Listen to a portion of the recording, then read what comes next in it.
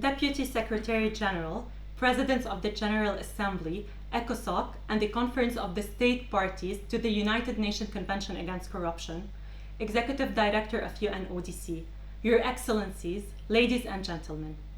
I'm Serena Ibrahim, a girl born in a world where systemic corruption is a constant threat to my generation's liberty and well-being, a world in which corruption has hampered the dreams and aspirations of youth living in countries vulnerable to corruption, a world which has forced some to put their integrity for sale in order to survive.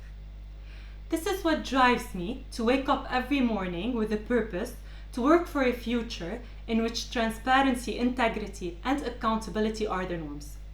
With the talents of a wonderful community of youth, I succeeded in founding YAC, Youth Against Corruption, in 2018 because it was time to act on behalf of youth who are heavily affected by corruption globally. Today, I'm extremely honored to speak on behalf of the 100 youth from 93 nationalities and 93 civil society organizations around the world who took part in the 2021 UNGASS Youth Forum organized by the United Nations Office on Drugs and Crime and held virtually from 24 to 26 May. We came together to discuss the devastating effects of corruption on the young generations, global youth engagement in preventing and combating corruption, and to identify the recommendations we as youth have for your discussions over the coming days. We call upon you, our world leaders, to prioritize the fight against corruption and ensure that citizens' well-being and equal access to basic services are top priorities in your national agendas, strategies, and visions. So we urge you to take into consideration our 10 key requests. First, make education on integrity and anti-corruption a priority in national agendas. Courses on values, integrity, and anti-corruption should be integrated into all national school and university curriculums. We need more investment in informal education for anti-corruption awareness to reach the biggest number of youth possible in all nations. Education is the first building block of the solution. Second, allow us to contribute to anti-corruption policies. So often we hear that youth are the future, but all of us in this General Assembly know very well that the future of youth relies on you. We recognize that the fight against corruption is an intergenerational fight that cannot be won unless it is led globally and fought locally. It is also a tough fight that requires a lot of determination and energy. We, the youth, have all these qualities and stand ready to support you in designing, implementing, and monitoring national anti-corruption projects. Third, invest more in innovative anti-corruption solutions. Traditional ways of fighting corruption have proven to no longer be efficient on their own. Leveraging emerging and innovative technologies can bring more efficiency in disrupting and preventing corruption locally and across borders. Utilizing new technologies will also add more legitimacy to young people's involvement in combating corruption. Fourth, create and implement laws and policies that ensure a safe environment for youth to contribute to the future of their nations.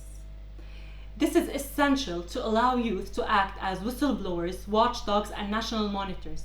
Youth must be encouraged to speak up without any fear of retaliation. Instead, their efforts should be complemented, recognized, and protected. Fifth, create local, regional, and global youth agencies to enhance collaboration among youth with similar values and aspirations. Create space and time for youth to share experiences, exchange knowledge, conduct advocacy campaigns, and develop anti-corruption roadmaps on all levels. 6. Ensure judicial independence and effective separation of power. Checks and balances are a crucial component of a corruption-free nation. 7. Strengthen transparency, accountability mechanisms in healthcare procurement. This is especially important when dealing with COVID-19 vaccines and medical equipment. 8. Guarantee media independence and strengthen collaboration with civil society. Forming collective action initiative can add considerable value to the fight against corruption. 9. Strengthen and restore the trust between youth and their governmental representatives. One of the signs of a healthy and happy nation is having citizens who have trust in their elected officials. Unfortunately, trust has been broken in many places, and consistent efforts are needed to restore this trust. Therefore, we urge you to lead by example by holding your governments and yourselves to the highest standards of integrity, transparency, and accountability. Today, there is no more time for business as usual. So finally, we call for serious commitment to the Agenda 2030 for Sustainable Development and to the effective, comprehensive, and not mere technical implementation of the United Nations Convention Against Corruption, as well as other relevant mechanisms. We also call for more transparency in the UNGASS implementation review mechanisms. Pushing for full country report reviews is crucial to allow civil society and youth to hold their governments accountable to the commitments made.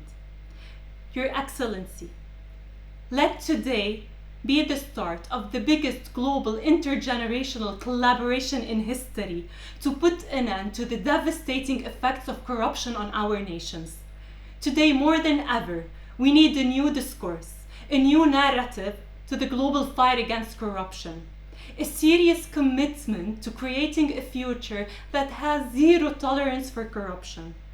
Let us work together, locally and globally, to strengthen and rebuild trust of citizens between them and their representatives, and create a future that protects the dreams and aspirations of youth and gives them a safe place to harness their talents and capabilities for a more sustainable and fair world.